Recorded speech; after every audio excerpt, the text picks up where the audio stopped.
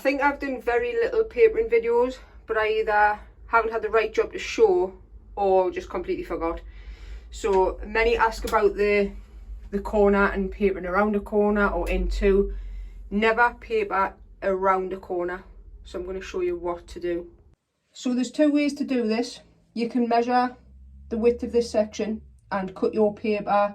Once you found your pattern, cut your length up to fit that section with a couple of mil overhang to come around this corner. The reason why you need a little bit of overhang is when you come to put this next length on here, it gives you a little bit of movement because no corner or wall is perfectly straight. So if you have to bring the length out a little bit at the bottom, at the top, you've still got a little bit of paper on the corner, so it's not going to leave the wall exposed. So you would never cut your paper right into that corner unless you were doing a feature wall. So that's one way of doing it, measuring this, giving yourself a bit extra. If you're not too confident in that, you can put the full length up as it is, tuck it into the corner, and then you would trim down the corner again with a little bit of overhang. You would never wallpaper around the corner for the same reason that they are never straight. So this edge that comes into this wall is never going to be straight. This length has to be its own piece because it will then dictate the rest of the wall, so it has to be straight. Every single length, new length on a new wall has to be straight. So the way I'll show you is putting up the full length, because I think that might be a little bit easier to do if you're not too experienced in wallpapering. So I've found my pattern, and this is a paste the wall wallpaper. So we'll paste the wall directly and then hang the paper directly to that.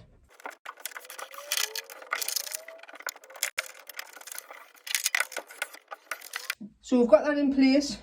Now all I'm going to do first is trim the top of the paper and the bottom. To do this, you want to make sure you've got a sharp blade.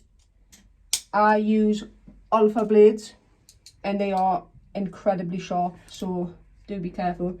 And a straight edge, and trim the top and the bottom of the paper first. So trimmed down there, and what we're going to do is trim this next piece off, because this piece you cut off is going to be your new length for this wall. So we need to make sure this is straight, because at the minute it might look it, but it's not straight. So we're going to stick the straight edge in the corner, trim just slightly wider. So all we're doing with the straight edge is just stopping us from going into the corner. We're just going to keep the blade a little bit away and just guide us down. That'll give us that little bit to come around the corner. If you find it difficult holding the straight edge, try not to go too far into the corner. With experience again, you can do it freehand, and you kind of just get the knife in place and you use your knuckles or your fingers just to stop you from going into the corners. Your knuckles will kind of guide you down in one line, but just do whichever way is comfortable for you. So you'll see I've got the tiniest bit that comes around the corner.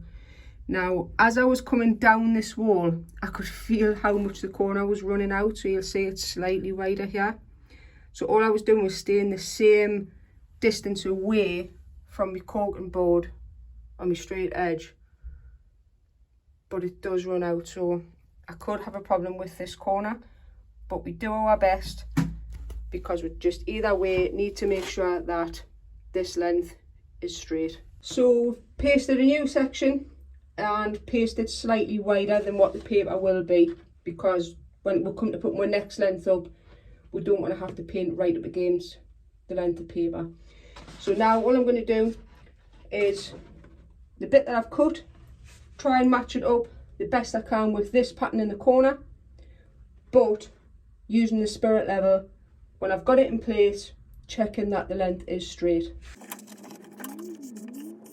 So as an example, you'll see this pattern here looks great, but here looks slightly different. So the arm is a little bit different, but it's nothing major from if it was way out. So I still need to get it put right, but you can see her hand chair looks great, but it kind of disappears a little bit, but that's how it'll be. You can only do your best in a corner because they aren't straight.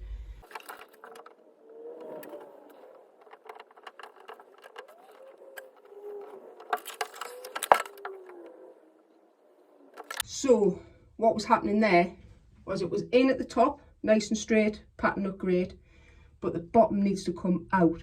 But when I take it out, it will expose some of the wall. So what we'll have to do is take the whole length off, slightly slide it in a bit more, so then we can get this bottom end straight without showing any of the wall in the corner.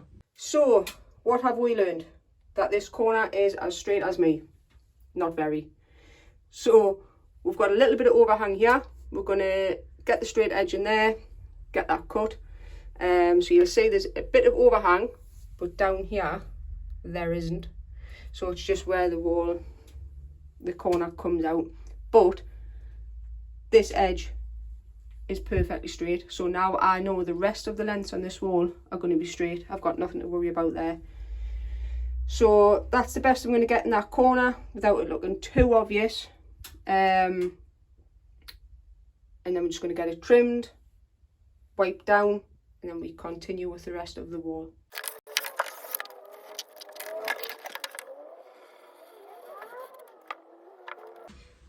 Once you've done all your trimming, clean damp sponge, warm water, give it a wipe over.